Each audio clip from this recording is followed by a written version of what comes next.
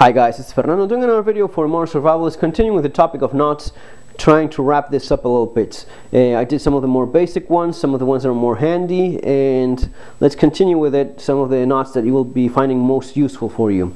So let's start with a Siberian hitch. Siberian hitch is used a lot in bushcraft so as to quickly tie a line around a tree. Right, say you want to hang a tarp or something like that, very simple, and it can be done single-handed, which in some cases it's pretty practical. All you do is basically this: your hand, the working end of your cord, just wrap a little loop. Okay, let's suppose we have a tree, which we don't have in this case. I'm going to be using my other arm. Right, we go around it. Right, still all I have is I went around the tree. I have my loop around my fingers, and I have this little tail here, right? All I do is just put it over the cord, grab it with my fingers, and pull it through that loop that I had, right? It's going to be tightening as I pull, right? Saw that?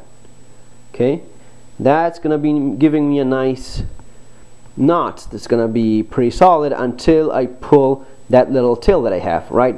This is going to be holding it sewn pretty well, right? Let's suppose you hang a tarp, whatever, you want to get it done, that's over, you remove it, and you want to undo it, you just pull, and it gets undone on its own pretty easily, right? Very simple. Let's do it again just one more time. Little loop around my fingers, go around the tree, my arm, put that little working end over the line, push, pull through it with my fingers, and that's it, right? Pretty easy. Now let's do one that's called a double bowline. Bowline, if you guys don't remember, let's do it quickly. If not, you can go in the first videos. We do a little loop, which is the cave. The working end is sometimes called a little snake, which is easy to remember.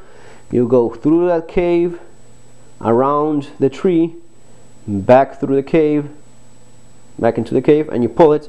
Bowline, right? Double bowline, it's the same thing, but you only do another loop. You just do two loops instead of one, right? One loop, two loops. Basically the same thing, but it's a bit more solid. So have the snake comes through out of the cave, round the tree, into the cave again, and that's that. Okay, double bowline, a bit more solid than the simple bowline.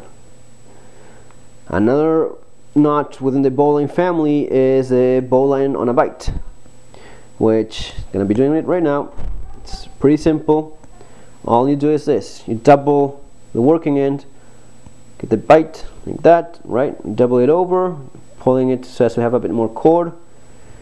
We do our little loop, a little cave, which the snake is going to be coming through, and the snake comes through that cave. But instead of going around the tree, what we're going to be doing is this: we're going to be pulling this all over our knot. We're going to be putting our knot through this loop that we have here. Instead of going around the tree, around the standing end, we're going to be doing this all over it completely, right? And when we pull, we have a double bowline on a bite. The advantage of the bowline on a bite is that you have two loops instead of just one. So if you have to pull something up that needs an extra loop for more stability, you're going to be having it. It also creates less pressure on whatever you've tied it around. So it does have a couple of advantages in case you need to use something like that, right? So very simple. Let's just do it again just in case you didn't catch it. We disassemble it.